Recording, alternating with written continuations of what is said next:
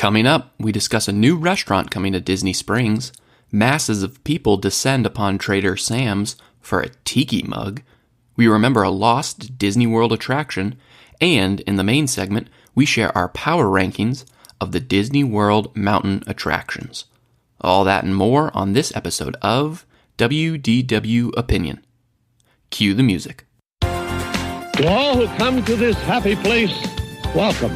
This is the podcast where two friends, Connor, You are a child plaything! and Hank, You are a sad, strange little man, and you have my pity.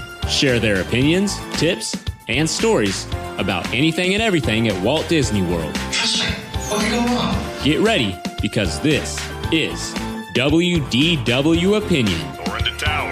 We are ready for takeoff.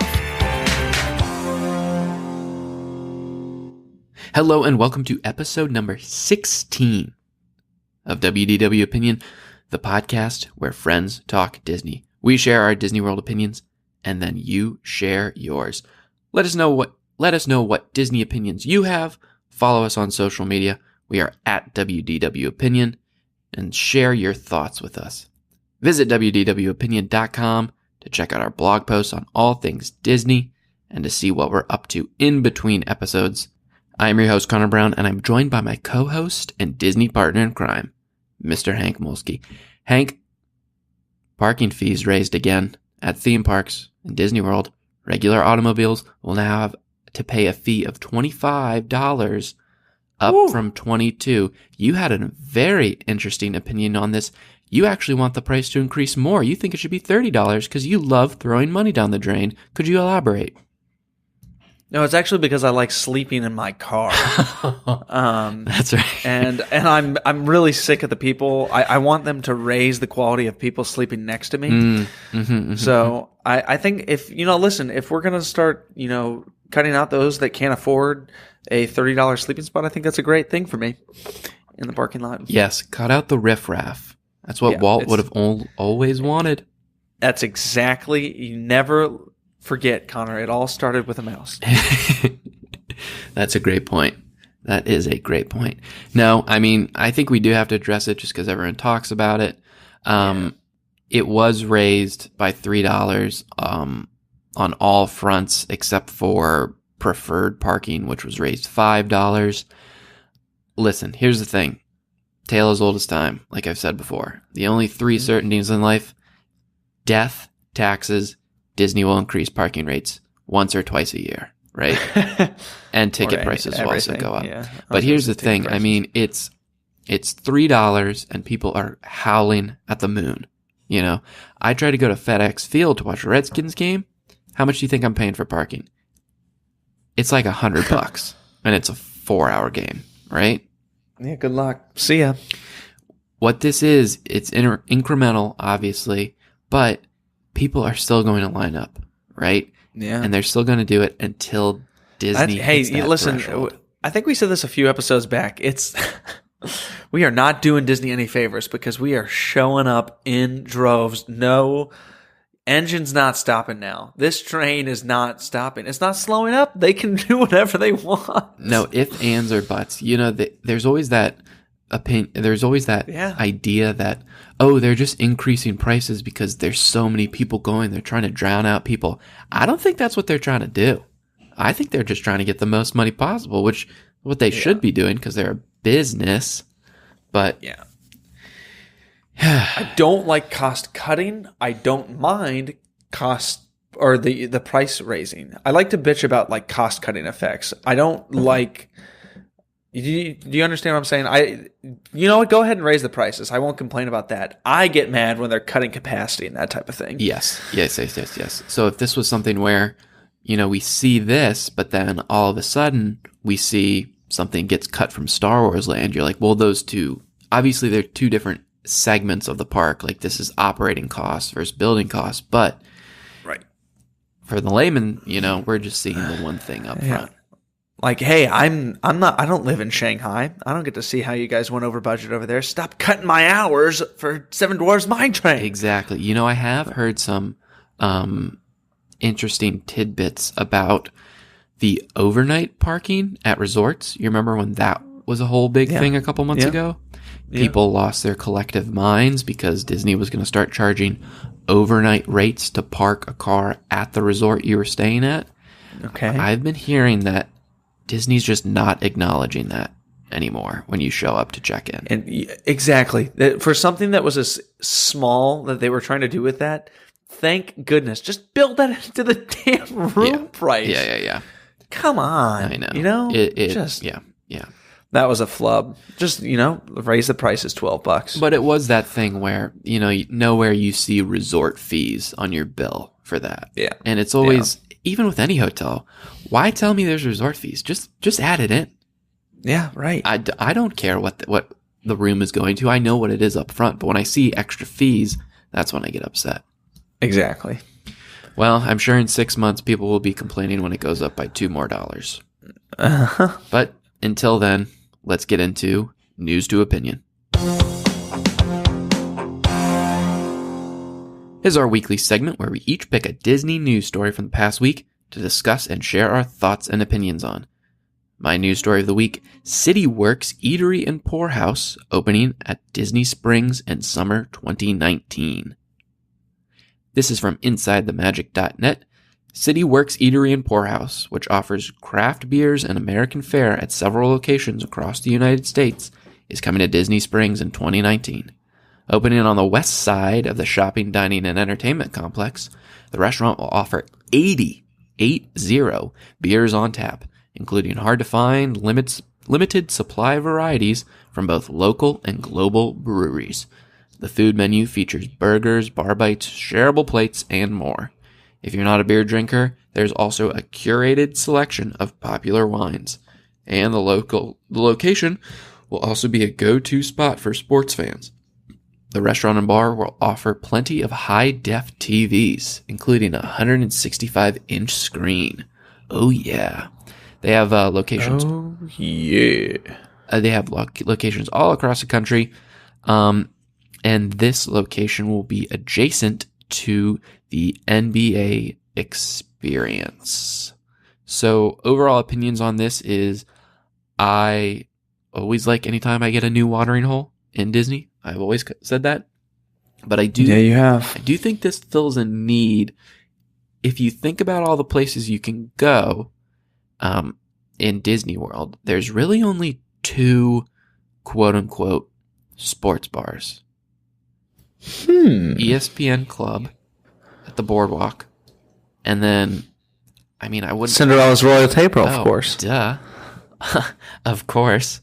But then the other one I'd say is Splitsville. But that's unique in there's bowling and the bar area. There's a couple bar areas, but this seems like it's going to be like a sports bar mecca in a way. And renderings look cool.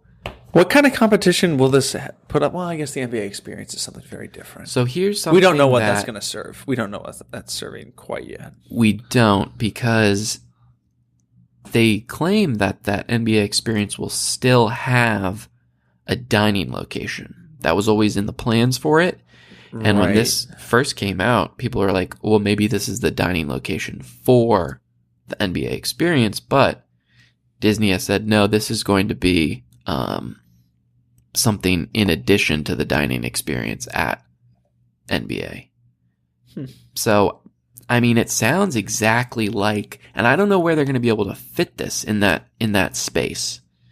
If you think of the bottom floor of Disney Quest, what it used to be, there's not room for 2 big restaurants like this when one is, the experience and one is not. So who knows? They might come back out and say, oh, there's going to be a quick service location in NBA experience, and this is the main dining. We don't know. I should go back and look when they had the NBA experience at Universal City Walk, what they offered. Because this place, City Works, actually reminds me a lot of NBC Grill and Brew now at Universal. So same colors and everything it looks like. Couple thoughts for me on this. First of all, Orange Village, Ohio. Had no idea where that was. Had to Google that one. It's outside of Cleveland. Hey, all I know is they got one in King of Prussia, Pennsylvania. and I know where Yeah. that is because there's a mall there, and I don't know why I know that. I think just because it's a unique name. Yeah, I did not know where Orange Village was. I apologize to our Cleveland fans, but I'll come check it out sometime. The other thing that I think, isn't it interesting to see how we've just kind of pivoted our focus from all of the construction at Disney Springs, like just it's all at the West End now. Yeah. Hey everyone. Yeah. Look over here. Yeah. We're done on this side. You know, it is interesting because it's with each new release, it's like, oh my gosh, I can't believe they're going to put a new thing there. You know, I can't believe they're still announcing stuff. And I mean, coming this year, Oh yeah, that's right. There's another whole half that they're like, now it's time to do that. And Wolfgang Puck and Haleo still need to open in most likely early 2019. Over kind wasn't of Haleo supposed to open like late 2018? Yeah, what's going on? They've been making some good progress on that, so it wouldn't surprise me if that's open sooner than you think. Mostly because Jose Andres, who's the head chef there and owner, most of his restaurants are actually here in DC where I live. There's a Haleo just down the street from me, a couple blocks, and he's got a couple of those, so it's going to be kind of plug and play for him. Yeah. So once he gets the servers up and his staff down there, should be all right. But yeah, this one is coming summer 2019. CityWorks Eatery and Poorhouse. We look forward to it. Hank, what's your news story of the week? All right, my news story of the week is we see you're using an ad blocker. Subscribe. Oh, nope. Okay, hang on a second. Thanks, Orange County Register.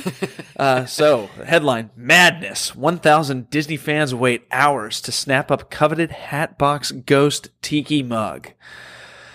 Connor and I talked about this in the last podcast, and boy, did it explode a little bit in the Disney fan community. No thanks to us.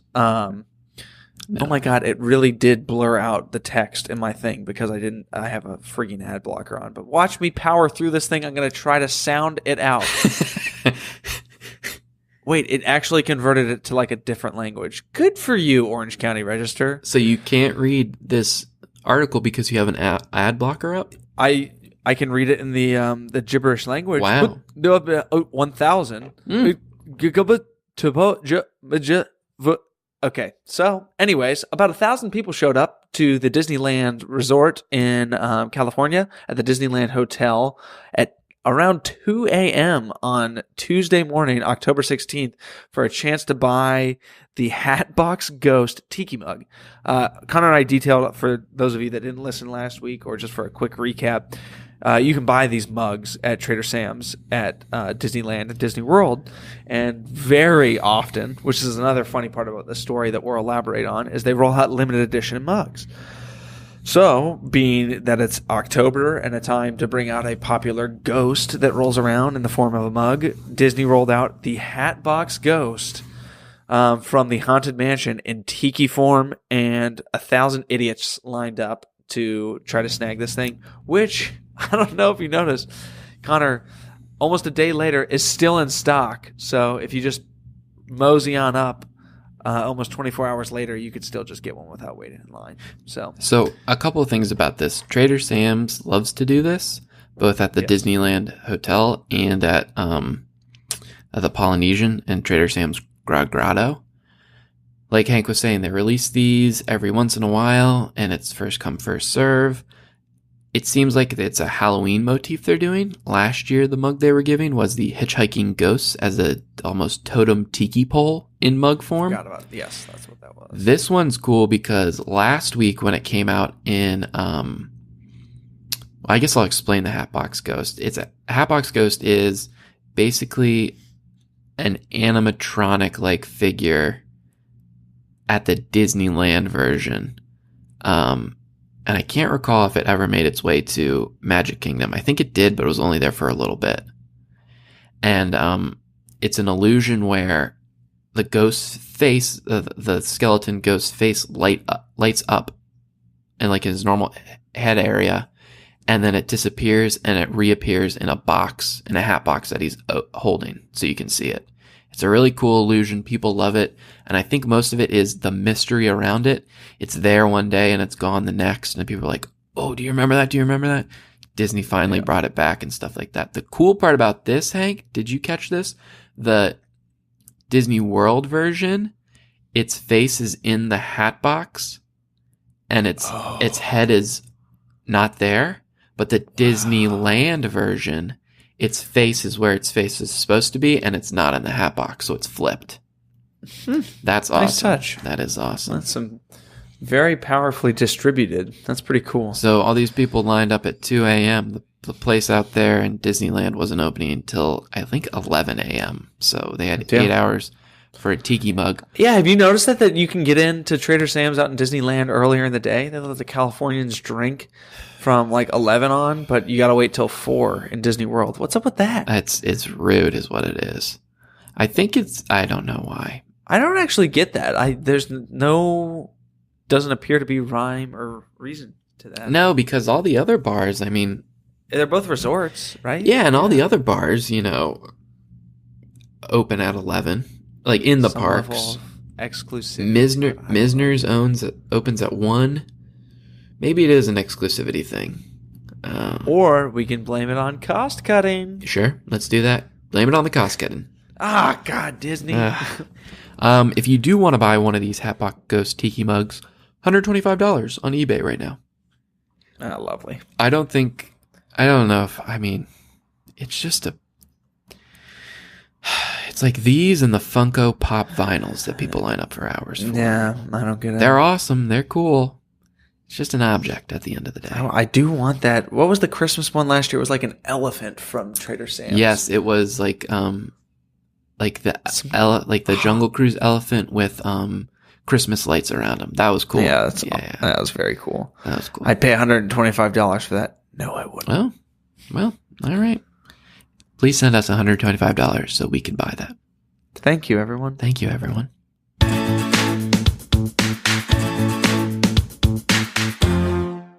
Now it's time for In Memoriam. Longtime head of Imagineer, Marty Sklar, would often say Disneyland is not a museum. What he meant by this is sometimes you have to say goodbye to one attraction in order to say hello to a new one. Times change, technologies advance, and Imagineering will always be looking to create new and exciting attractions for fans to enjoy. Sometimes the location of an old attraction is the perfect place for a new one. This is a segment where we honor the attractions of the past and remember them fondly. Today's attraction we are holding the service for is 20,000 Leagues Under the Sea Submarine Voyage at the Magic Kingdom. Hank, I want to start off by asking you this. Are you claustrophobic at all? Disney certainly tries to make me that way. Then you would have hated this ride. Oh, yeah. I never got the chance to ride it, but I do have one memory. I did ride it once. I was very young. Yeah. I have like a very faint memory of riding this ride. I know I did because I would ask my grandparents if I like what happened to it when I'd go back. Even though I don't like really remember being on it. Right. Yeah. I did. I have those memories of you can't remember if it's your memory that you have or it was implanted in you. Yeah, I rode but the it's so gondola distinct. system in Yeah. Fantasyland too. And I'm like, was that me? Yeah, it was. My grandparents told me I rode on that. Yeah. But if it was around today, I don't know if I would go on it. I'm very, very, very claustrophobic. Well, it's still kind of around in Disneyland, but we'll get to that. Mm-hmm. Because this attraction actually dates back to 1959, when what was called Submarine Voyage originally opened in the Tomorrowland section of Disneyland. So back in the 50s, sub-technology was still new enough to be considered the future. Hence, that's why its location was in Tomorrowland. It was a very, very, very popular attraction when it first opened up out there, and it served a great purpose because Tomorrowland was lacking attractions in Disneyland. Then we can flash forward 20 years, and when Magic Kingdom was about to open, the plans had Tomorrowland again lacking attractions just like its predecessor in Disneyland did. Well, luckily they had the perfect attraction from their West Coast park to put in their Magic Kingdom one. The only problem was, in 1971, submarines, not so cutting edge anymore. But there was a concept legendary Imagineer Tony Baxter came up to include the submarine ride at Disney World. See, in 1954, Disney Productions released its classic live-action film, 20,000 Leagues Under the Sea. Critics loved it and fans loved it as well, and it was based on the Jules Verne epic that followed Captain Nemo and his crew aboard the Nautilus. Well, the Imagineers decided that this idea would fit perfectly as a theme for the submarine attraction, and since the book and film were basically based off of it, and it was make-believe, why not put it in Fantasyland? Instead of giving it its futuristic kind of steel look, they reverted back to a, I guess you would say, like steampunk kind of era look that these submarines had in Magic Kingdom. So just a few weeks after Magic Kingdom's actual opening day, 20,000 Leagues Under the Sea, Submarine Voyage became an instant classic. And let me just say, there's no other way to put this, but this ride was cool. I mean, it's a submarine in a theme park. And this Jules Verne theme, I feel like Jules Verne in Disney parks, I feel like that's when Imagineering really like reached, not it's peaked, but it's like, it was like a period of Imagineering that you think about. And this is definitely peak Jules Verne in American parks for sure. And it actually goes back to Tony Baxter, this legendary Imagineer who's still working with the company. He loved Jules Verne, and he was the big pusher for anything and everything Jules Verne. And he actually came up with the idea for Discovery Land, which is the Tomorrowland version in Disneyland Paris. That was his land that he was in charge of. Mm-hmm. They didn't want to build another Tomorrowland because, the one in Disneyland and the one in Disney World and Magic Kingdom faced the same kind of problems. It's technology was advancing too quickly for it to always be the future in Tomorrowland. It's kind of the same exact thing that, Future World and Epcot is dealing with now. But it became like this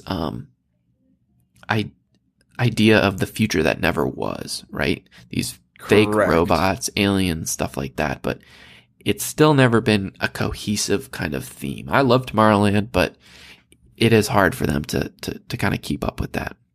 Yeah, it does make you think like a little bit, especially when you drop it over in Paris. Right. Like what if they just went all in on that? Like why, like what kind of land would you be looking at now? Exactly. Cause the Discovery Land in Paris was this kind of, Jules Verne overlay, like the future all the way in the past. So they have these classic rides like Space Mountain is themed after To the Moon and Back, I think is the Verne novel. De la Terre a la Lune. Ooh, good, Hank, good. Yeah. From the Earth to the Moon. From the Earth to the Moon. And then they had a couple other themes there. And then even in Disney Sea in Tokyo Disneyland, they have a Journey to the Center of the Earth and which is another one of the most gorgeous Disney rides in the world right now. Yeah, it's absolutely incredible looking. So Jules Verne makes sense, very imaginative person, always going to be, I think, Disney using his ideas in some capacity. Mm-hmm. And the cool part about this ride is it never technically goes underwater fully, but the Disney magic makes you feel like you did. It's uses bubbles and technology to seem like you're diving, but you're really just kind of always hovering halfway under the water. So there's always a piece of the boat above you. But in the end, it faced many problems. The same reason that it was cool that a submarine was in a theme park was also its downfall, because guests with mobility issues really couldn't get into the attraction easily. They cost a fortune to run. And when they did break down, or when animatronics in the water that you would ride by broke down, it was incredibly difficult to fix them. Little science tip, electricity underwater, they don't really mix well together. Didn't think so. No. So Are you sure? Oh yeah. Hang on, let me go run the bathtub, and I'm going to toss a toaster to myself. I'll let you know what happens. Okay, let's see how it goes. But because of this, with every kind of small, thing that was broken underwater, they would have to drain the entire lagoon. And we're talking about millions of gallons of water. That in itself was costly, time consuming, and something in its entire period. I think it was only fully shut down and refurbished 3 times, which is crazy for a ride like that, especially a water ride. We know Splash Mountain goes down for about a month every single year. Yeah. So because of that, because of how expensive it was, how it would break down, in 1994, the attraction closed unexpectedly for maintenance, but after not being open for 2 years, Disney officially announced it would no longer open. So there were a couple attractions in the area after that, like a meet and greet with Ariel, and the full lagoon actually remained until 2004. Then it was overtaken by Pooh's Thoughtful Spot. I can't remember. It was like a child's play area. Oh, I remember that. Yeah. Very out of place. But now the new area it occupies belongs to New Fantasyland. Something a cast member once told me when I was working at the Seven Dwarfs Mine Train was almost all of New Fantasyland was the entire footprint of this ride. Isn't that crazy? Absolutely massive. Yeah. And where you would enter was technically Seven Dwarfs Mine Train, like at the very, very, very beginning, kind of the back of it. But yeah, I mean, these submarines were gigantic. I think there was something like 7 or 8 of them. They could fit up over 30 people. Big subs, big moving things that would go on a quite a long little ride they had there. I'm just lost in thought right now, thinking about how much they cram into that space, though. Right now that you're saying, just that New Fantasyland. I don't mean to jump too far away from 20,000 Leagues Under the Sea, but you just think about that area back there, and like you said, crammed into the space that was this ride. That is, people complain like, oh, Disney doesn't care about sight lines anymore, and this, that, and the other. Boy, that area back there, you are totally lost. Oh, yeah. You have no idea how little space they cram that thing into. There doesn't feel like there's an inch of the outside world around you. And they've just done it in a way that you wouldn't even think that the 20,000 Leagues spot was there ever for anything. No. Totally reimagined. Yeah. Oh, they just reskin everything and reuse the buildings. Not back there. No. I mean, it is a feat of engineering that what they were able to do with New Fantasyland. Yeah, it's crazy. Especially to pivot like they did. And Seven Dwarfs Mine Train wasn't originally announced with the New Fantasyland attractions. And they were like, we really don't have anything for boys here. Which I'm not saying that that's like a boy-centric thing, but they figured they needed something else. And, that opened a year after the full Fantasyland for the most part. One nod to the Nautilus. If you go on the back side of Seven Dwarfs Mine Train and you walk past where you enter for the Little Mermaid ride, you look to the right and there's a thing called, I think it's Prince Eric's Market, little quick service area right there that has usually frozen Cokes and it has pickles there. That's my pickle spot. And fruit and snacks and stuff. There's a Pro tip. There's a Disney Vacation Club kiosk right there. If you look above it, there's a Weathermane on top of it, and the Weathermane is a perfect outline. Oh no, close. A perfect outline of a Nautilus. Perfect. From this subtle nod to it, and I think there's also a squid, which was also in this. Yeah, very scary. Once it closed, one of the subs was put on the backlot tour at Hollywood Studios, and actually one was brought out to Castaway Cay, which is Disney's private island that their Disney Cruise Line ships go to. It was sunk there, and it's at the very, very far end of the snorkeling area. So you can still go out there and snorkel among it. So that's kind of a cool nod as well. Yeah, that is neat. Hank, do you have any final thoughts on this? It feels like one of those rides just because of the uniqueness of it, it's one of those ones that you always kind of wish was there. Like, oh, I would have gone on that. Yeah. Yeah. You know, it's not one of those ones where it's like, for good riddance. Yeah. It's one of those ones that always still could have fit. You know, that would still be on your trip. It's a shame that it couldn't get working. It wasn't one that passed due to lack of interest or anything. Mm-mm. It was just purely a maintenance death, you know? And out in Disneyland, they're still running. The Imagineers actually saved them. Tony Baxter saved them in particular. They were going to shut them down on several occasions.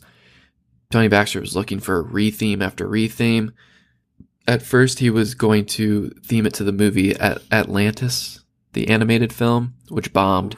And then they were like, whoa, we can theme it to Treasure Planet, our next upcoming Disney film. That bombed.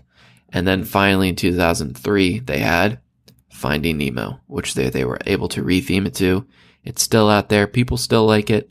So maybe one day I'll write it out there. There you go. There we go. But definitely a cool ride. I have prepared a sort of a eulogy I'd like to read. Okay. I'll respectfully listen. I want to say a few final words before we lay this attraction to rest. But first, a note to future Connor: when you're editing this podcast, please add in some somber music right here. Thank you. That's perfect. 1971 to 1994. 20,000 Leagues Under the Sea, submarine voyage.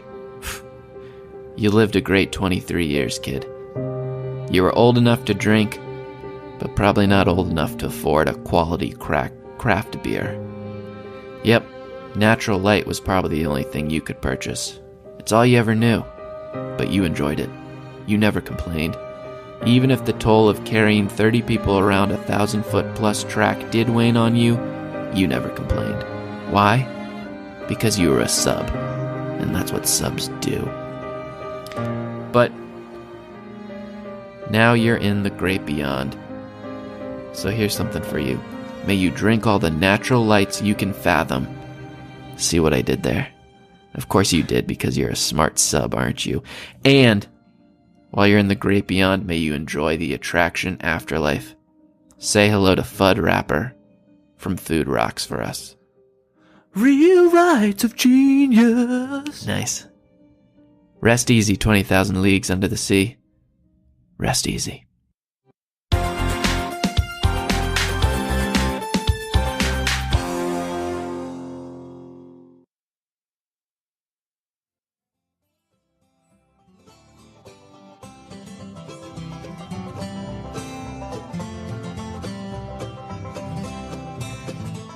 Now it's time for our main segment. Sometimes a good idea just sticks. And sometimes that good idea is so good that it builds a theme. For Disney, their good idea came in the form of a legendary Swiss mountain, and decades later, with rides all over the world, I think it's safe to say that the mountain attraction idea Disney came up with has stuck around as a pretty awesome theme. In fact, there are 19 mountains across the world in Disney parks, including 4 Big Thunder Mountains, 3 Splash Mountains, 5 Space Mountains, a Mount Prometheus, a Mount Gushmore, a Mount Mayday, and a Forbidden Mountain, just to name a few. We could talk about all of them and why they are great, but for this episode, Hank and I will be discussing the mountains of Walt Disney World. We will do an overview of each, discuss what we like and what we don't like, and then we will give our power rankings of the mountains. So a couple points before we get started. We will not be discussing Mount Mayday at Typhoon Lagoon and Mount Gushmore at Blizzard Beach. One, because I haven't been to either of the water parks in years. And while they have attractions around them, the mountains themselves are more park icons than attractions in and of themselves. So they are out. Exactly. They're out. And let me just say this. As a former cast member on the Seven Dwarfs Mine Train, it's not a mountain, okay? It's a hill at best. Yeah, get out of here. So that one's gone. That one's out Get of here. lost. I do like this just because it's one of those things where I'll equate this to like movies like Fast and Furious. Oh my God, are they doing another Fast and Furious? You know, that's always like the thing of a theme. But when Disney announces a new mountain themed attraction, people are like, we're getting another mountain. Yes, yes, yes, yes. You know? Yeah, very true. And I think it's just because they're just almost all of them are a string of success. So there was that hot rumor for a while that we were about to get another one in Disney World or Magic Kingdom with like the volcano or something for Moana. Well, there was always the Mount Fuji attraction that they were going to put in Japan. And that was a day one. That was supposed to be a day one at Epcot. That was supposed to open with the the Japan pavilion at Epcot. But sorry, folks. Now you get the Coronado Springs new building rising off in the distance. Yeah. That's what you get. Sightline. A building mountain. What? So I think for this, like I said, we'll give a rundown of each. We'll kind of give an overview. And I was just going to say, there's 4 of them. So in Walt Disney World. So let's discuss them in order of when they were opened. 1975. Space Mountain. So Hank, what do you love about Space Mountain? There's a lot to like about it. You know what? We did an ode to Space Mountain not too long ago. We spent a good chunk of our... It is the picturesque view of what Future World should what be. Tomorrowland should be, right? Yeah, it's so elegant. This is what we talked about. It's elegant, but it's on the ride. It's chaotic. You don't know where it's going. It is a beautiful concert of chaos and just that perfect picture of the future. Yeah. You know? Yeah. It worked. It's still around, and it feels still like an e-ticket attraction 50 years later almost, you know? I like the build up to it, right? You go through a long queue in there. It's kind of quiet when you first walk in. You don't really know what you're getting yourself into. You know it's dark, and you know it's some sort of mountain, right? Yep. And it's just so unique because there's really nothing else like it in the world where it's just pitch black. Like you're riding darkness in Space Mountain. Yeah. You know, that's what you're riding. Yeah. You know what else is interesting about Space Mountain? That's kind of, as we describe it, you realize it, is that Space Mountain, the brand recognition for a ride that is just a rocket in darkness with blue and silver colors. Yeah. It's iconic though. Yeah. All that, like how simplistic it is. If you say Space Mountain, anyone knows you're talking about Disney World. Yeah. You know? Like I have a few attraction posters hanging in my room and it's Space Mountain. One of them is Space Mountain. You're like, oh, it's just like iconic lettering, iconic colors. Yeah, and it's got no, like, the brand is iconic, but it's got nothing attached to it. Exactly. It's a rocket ride at Disney World. That's what it is. You know? Yeah. It is awesome. It's just sleek. Sleek's a good word to describe it as well. You know what's another cool thing, though, too, that I don't want to let it slide away, because I noticed it this week. It's just a nice touch that it's something that you never mention just why the ride works. The fact that they have 2 tracks, one for fast passes now and one for general queue. Connor, we're 3 weeks away from going on a trip, and you can get a fast pass for any point in the day right now. That's awesome. For Space Mountain. That's 3 awesome. weeks out, because they've got the full track dedicated to it. Yeah.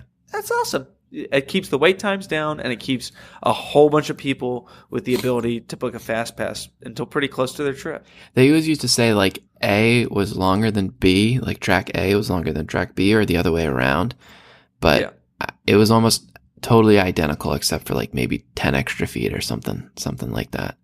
I do like how it's fully enclosed. So it's one of those things like, oh boy, what am I getting myself into? Yep. You know? Yep. A couple points of why I don't like it.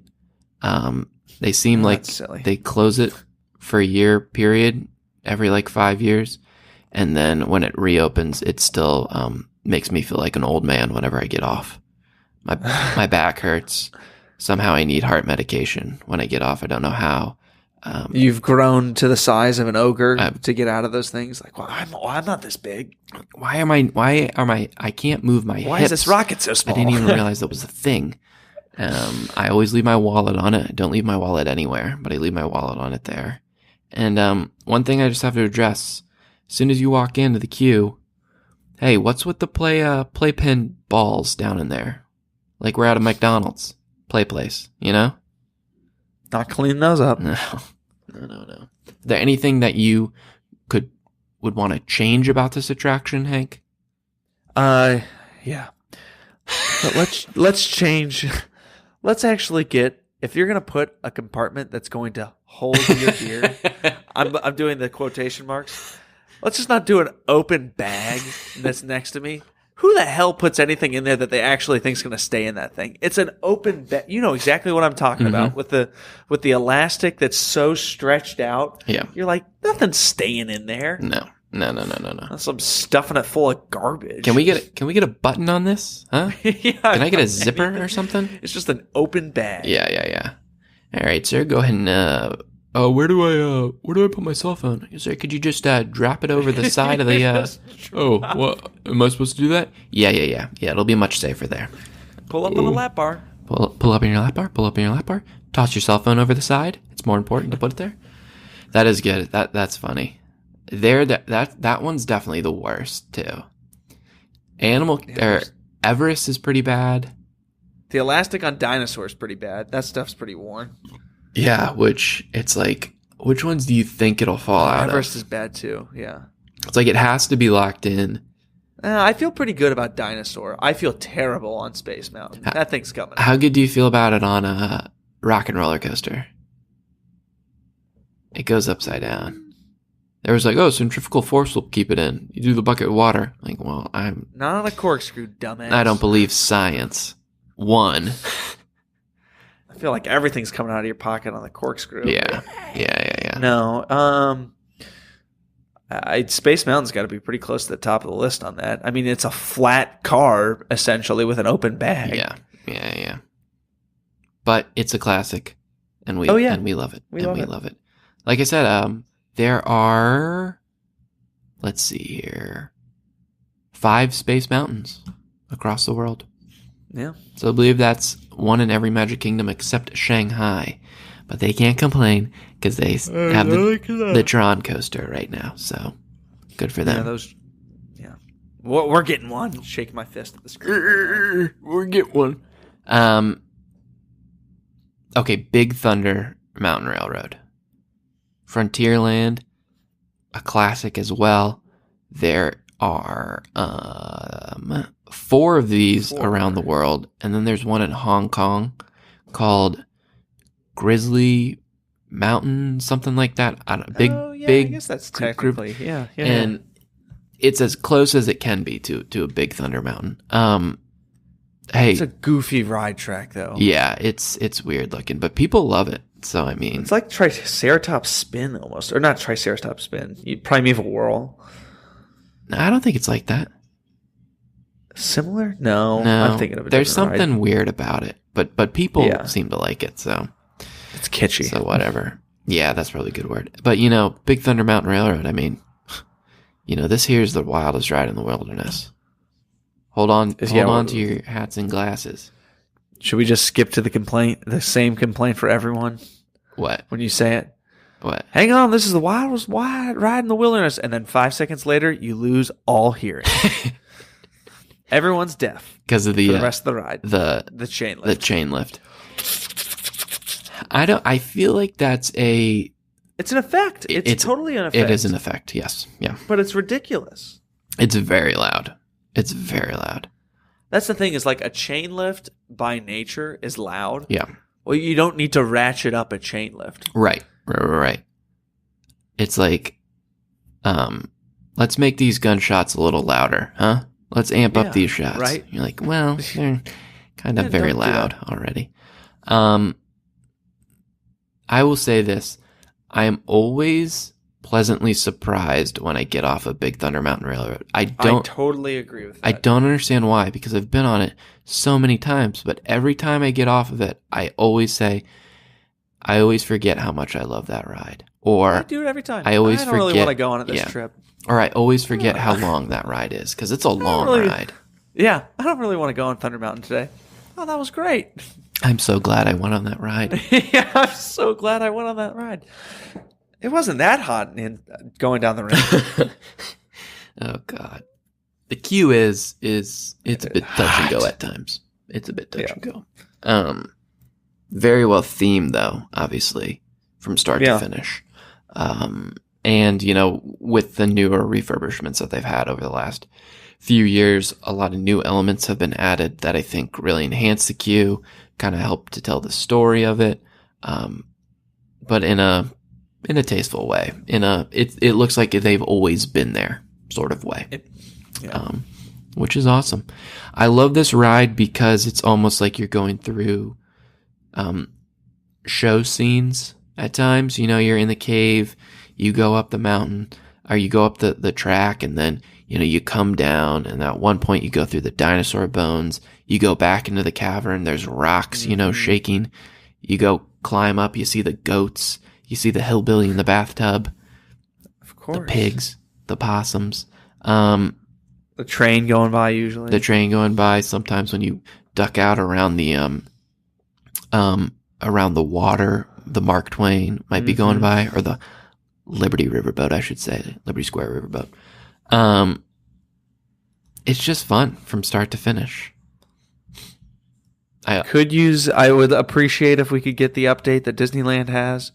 Wouldn't appreciate the downtime that's probably involved with that, but so maybe one day. The Disney probably one day. Hopefully one day. So the Disneyland version, its ending basically ends in kind of like an explosion, and there are these kind of effects up the walls of the caverns and stuff, and it just looks awesome, and people absolutely love it. So I would love that. All these fuses about to blow on dynamite, and then it kind of does. It kind of does, and kind of doesn't to a certain extent. But if you ride it right when the fireworks are happening, it actually does. Google one of those or YouTube one of those videos. Yeah. Like watch Disneyland, or no. I think the best one, because they have the overlay in Disneyland Paris. So there's some good videos of the Disneyland Paris version while the fireworks are going off. Excellent video. That sounds awesome.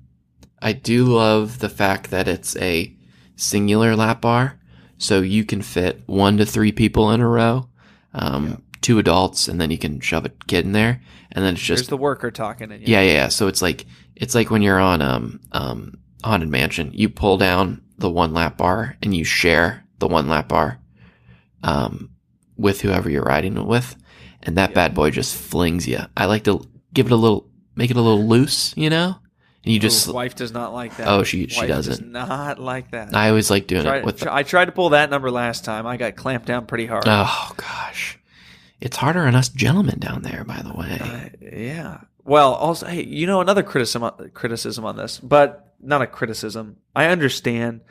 Cast member jobs are never easy. It is a very difficult cast member job there, the way that they're supposed to put people in their seats, assigning lanes there. They have to call – those trains are so damn long, and they have to assign people all the way down to 16 rows? I feel like it's 18, 20, something like that. It's crazy. Long. And they lose track, and people are not line jumping, but hopping back and forth. They aren't sure what if they're on the right train and stuff. More often than not, there's some type of issue going on with the line. No fault of the cast member. It's just a very tall order. They could use they could double staff those sometimes probably to help alleviate some of that stress. I mean, they do even that was always the most stressful job when I worked at Mine Train. So the 2 cast members there are called Grouper and Station Assist, and I'm sure they call it probably the same thing at right. Big Thunder. Grouper is the one that they ask you how many in your party. All right, go down to the next cast member, go to row, whatever. Station Assist is the one that basically is making you go in the right lanes and stuff. Let me just say this. Please, please, please just listen to them and listen to them carefully, right? If they say rows, 11 and 12, and you're like, oh, well, I kind of want 10 and 9. No, for the love of God, please listen to them. Because what happens is if someone gets on one train, right, and it's the wrong one, and your party can't get on, then you back that up. But then there's a party that was in your row, and going to be in the other one. Now they can't get on the next one together, and everyone wants to ride together. It's a catastrophic waterfall, and it occurred because of one person wanted to get in a different row, right? Yep. Just listen to cast members. Every row's a good row. Please, please, please just listen to the cast members. Not every row's a good row on Soarin', though. We'll dive into that one later. But I think that probably is the main complaint. I mean, I think the queue and the bottom is just kind of like a madhouse, like an absolute madhouse. Yeah, long trains too. Long trains, tough. It makes you wonder, like, would the ride be any better if the train were a little bit shorter? But then it also wouldn't function the same way. Exactly. You just get a different ride experience with a longer train. It's just a different type of ride. Exactly. One of my favorite aspects of this is I know now to lean forward as you come into the station because it yanks on the brakes real hard. Unconscious. And everyone laughs because they had no idea it was going to happen. And they laugh at everyone who's in pain, except for this guy, because I know what I'm doing. Oh, yeah. Big Thunder Mountain, absolute classic. But its next door neighbor, Splash Mountain, a little bit different. We go from the mesas of Arizona to the red clay hills of Georgia in Splash Mountain. Lovely. Lovely, lovely. We have professed our love to Splash Mountain on many occasions, but I think it almost always comes to it's not our favorite ride, but if you could guarantee that we would never get wet on it, it would be our favorite ride. Does that say? Would you agreed with that, Hank? Right? Oh, I think I don't know. It's still my favorite. Really? I still think it. Yeah, I'll take it. Good for you. The other thing is I think for the most part, if you are able to get your head below that bar in Disney World, I think you're able to stay relatively dry. Can I say? Am I allowed to say that? Like when you duck your head? Like if you duck your head on the main drop. I would say that, except once I got absolutely drenched and I was riding with people. You got like a splashback. And we had no idea why we got so wet. And I ducked my head and it was like someone threw a bucket of water on my back. It was crazy, dude. It was like I dove headfirst into a wave as it's curling, as it's peaking. But yeah, sure, duck your head. Go for it. Yeah. And then you could get screwed like you did. Start to finish, I think it tells a absolutely perfect story when it comes to attractions. Man, peak storytelling for Disney World. And guess what? Let's just dedicate this episode to Tony Baxter. Of course. 30,000 Leagues Under the Sea, huge proponent. 20. Big Thunder Mountain, that was his first lead attraction that he did. Splash Mountain was his baby as well. Of course. I mean, it's beautiful. We've talked about it before. You get the view of the castle through. You go on all these different levels of the story. There's so many like different points in it. And, you know, the list is so long because the ride is almost 11 minutes long. Yeah. You are getting your damn money's worth on that. And when you're not being corralled in the queue outside and you're actually in like the barn area and then you're going through like you're in the roots. Let me just say, one of the best reveals, and I still smile every time I see it, is when I get to the merge point and you turn from being in the queue line to being in the station, and it just kind of opens up there, and there are the buildings on the sides. That's just a cool view. Next time, I take that for granted. The next time when we're there in a month, and you turn, just look up and look around because it is so well constructed in that area. It's so cool. I think I'm just like you're always so happy there anyways that you're at the front of the line. It. Yeah. You're like, oh, it's bright and sunny. This is the queue area. I'm not going to look around because I know, you know. Yeah. Just damn it. Yeah. Look up next time. It's awesome. Then you get in, start to finish. Great story. Couple little teaser hills in there I always appreciate. But my wife falls for it every damn time. Oh, and we're gonna get her again. She may be listening to this, but she's not gonna remember which we're on that ride. I can't remember. I think we've talked about this before. Of all the queue music, this is the one that I will just turn on like the 10-hour loop. But I do I do Space Mountain too. Also. I do Space Mountain as well. But I don't know why. This one's just... Because it just helps pass time. That's why they compose that music, you know? And this one just makes me smile. This one just makes me so happy. But yeah, it passes time, exactly. Yeah, that's exactly what it was written for. So it's doing its job. It is doing its job indeed. So yeah, I think the big thing, you know, love the theming, love the story. Just don't want to get wet too much on it. Don't want to get wet. So the last one we have to talk about, the Beast, I will call it, Expedition Everest, Legend of the Forbidden Mountain at Disney's Animal Kingdom. This, I think, is one of the top attractions in the world, right? Ooh, wow. It's got to be. Yeah. It's got to be. Lead Imagineer, Joe Rohde, incredible. You might know him as the earring guy. So it tells the story of the Forbidden Mountain, but what this does better than I think any other ride, especially a thrill ride where it's hard to tell a story when you're going so fast on a roller coaster. As soon as you step in line, you are starting to become part of the story. You're starting to understand what's going on with this tiny little town of Anandapur. What is going on with these people who are going up in the temples, who are, you know, going to the mountains. The researchers there's a big creature. What is this creature? And even before you get on the ride, you know you're going to be experiencing something that people can't explain, right? And that's the Yeti. That's the Yeti. Yep. It's that great pilgrimage that all people must go on to shoot their scrunchies into an ice wall. Oh, my God. Why don't they clean those up? Or does it just build up like right away again? Like someone's like, oh, gotta put more scrunchies out there. It's just difficult. It's, first off, getting all the way up there. They don't necessarily have to go up there every single day, I don't think. Right. Actually, no, they do. But it's hard to get to where a lot of them are without certain, I would assume, like harnesses or whatever. Right. Because you can't really go off the path a whole lot when you are walking the stairs. Joe, who brings all these scrunchies to the park? I don't know. I can't comment on what ladies do with their hair, but I only bring my one, and I gotta hold on to it. Joe Rohde actually did say something about this. He was like, "Oh, he did. Did you see this?" No, I didn't know that. I can't remember. Shoot, I just saw it the other day. But he was like, "I actually kind of like it."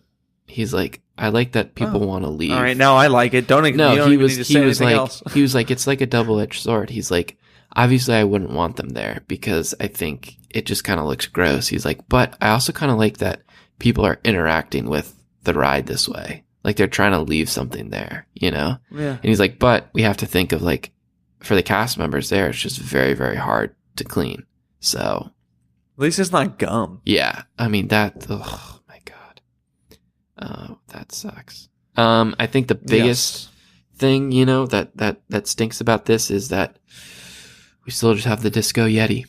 When it first started, you know, the Yeti would swipe down at you at the car, and I rode it like that, and it was terrifying. I mean, Yeah, I did too, and I didn't realize how short a time, like how lucky we were that we actually got to ride that. Because then it went into like A- mode, they called it. They called it A mode was the normal swipe. A- was kind of a lesser swipe, but even then he was still kind of pulling away from the structure.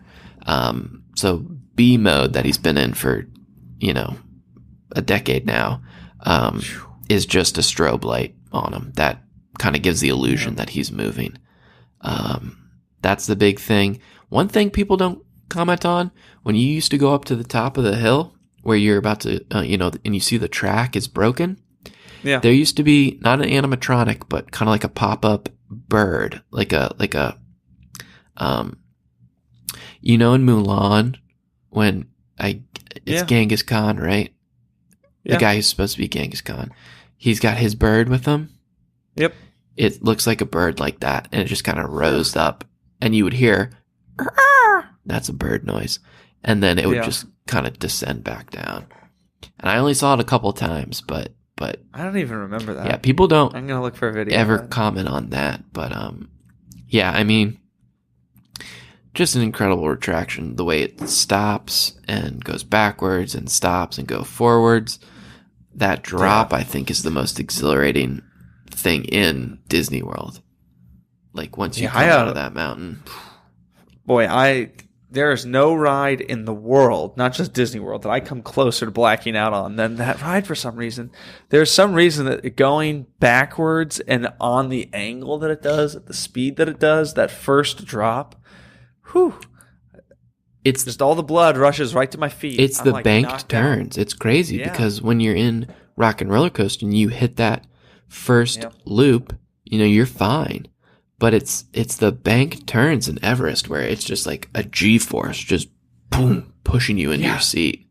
Another thing that I think adds to this ride quite a bit is it just feels and I live in Cincinnati, Ohio, which is close to Kings Island, which we have plenty of good roller coasters up here. Yeah. And everyone that listens to this podcast goes to Universal most likely, have been on the rides there. They pack some serious punches with roller coasters. But my point is, Expedition Everest just feels like a Hulk. Yeah. It's a big train, big sturdy track. Yeah. The whole way through it, it just feels secure. It's a massive structure. You can feel the weight of that train is definitely like one of the heaviest roller coasters you'll be on. You can just feel the force of it that it requires to run in different directions and carry the passengers and the effects and everything. You just feel it. You feel like you're on a big ride. It's like when you ride in a Hummer. You're like, is this seriously a Hummer? But then you're also like, well, I can't die in a car accident. It's impossible, I'm sure something's happened. But I think with the other, like the regional parks, all those, awesome roller coasters, a lot of them just try to, beat you up. You get off of it and you're like, whew, that was intense. And you're like, that was awesome, but that was intense. This thrill is, it's thrilling. It is intense, but you still want to ride it. Rerideability, I think, is a big thing, and that's where Disney really, defines the line. You're not going to get roller coasters that have 9 inversions, right? You're going to get 2 here, 1 there, but they're going to do it in ways where you want to get back on the ride once you get off of it. Yep. I mean, those are some pretty awesome mountains, that's for sure. All right, do we do the dreaded rankings? Let's do the dreaded power rankings. All right, so we have 4 of them. So we'll go 4-1. Hank will give his, I'll give mine. And let's just say this from the beginning. 4 doesn't mean it's the worst. Not in the least bit. It just means it's our 4th favorite, right? Yes. I mean, correct. These 4 are absolutely incredible rides. Yeah. All right, Hank. You want to give yours? Big Thunder, number 4. You have Big Thunder, number 4. Yes. Mine's Space Mountain.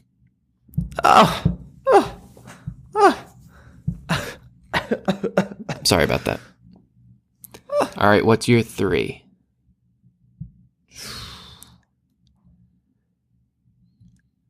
I've labored back and forth on this big time. Connor, I have to put Expedition Everest. Wow. I had to put it there. Okay. I love, this is where we've run into a problem. We love all these rides. I'll probably change my mind tomorrow. Number 3 for me is Big Thunder Mountain. Big Thunder Mountain Railroad. All right. Number 2 for me, Space Mountain. Wow. I love it. Wow. Yeah. I do love Space Mountain. That's big. That is big. So my number 2 is Expedition Everest. Oh, yeah. Which leaves both of our number 1s. Numero uno, baby. Splash, baby. Splash. Yeah, there's just something about it. We've said this before, Connor. I cannot, in good conscience, turn down an 11-minute ride at Disney World No. for a number one slot. No, It's no, 11 minutes long. No, it is. A ride, too, not Carousel of Progress. Right. You get your money's worth out of this. That is for sure. So many animatronics. Such a great story. Such a great song. Thrilling, for sure. You will get wet, but great. These are great all views. iconic. All iconic. So, Hank, yours was Big Thunder Mountain, Everest, Space Mountain, Splash Mountain. Correct. Mine was Space Mountain, Big Thunder Mountain, Expedition Everest, Splash Mountain, riding out number 1. Mm-hmm. I love these mountains, and if you want to learn more about some of these legendary Disney mountains and discover how they were created, then I highly recommend the book, The Disney Mountains, Imagineering at Its Peaks. It's in my personal Disney book collection. It's a book that Disney actually put together, and it's by Jason Searle, who is a former show writer and producer for Walt Disney Imagineering. If you want to get the book, I'll have a link to it in the show notes for this episode. So head over to wdwopinion.com/episode 16 to find it, and you can buy it from there as well. So that's going to do it for us this week. As always, thank you so very much for listening to the show. Be sure to rate and review us on iTunes, Google Play, or wherever you listen to podcasts, and share the show with someone you think might enjoy it. If you liked what you heard today, then you've been listening to the WDW Opinion Podcast. If, by chance, you didn't like what you heard, then you've been listening to Heavyweight. For Hank, I'm Connor. We'll see you real soon.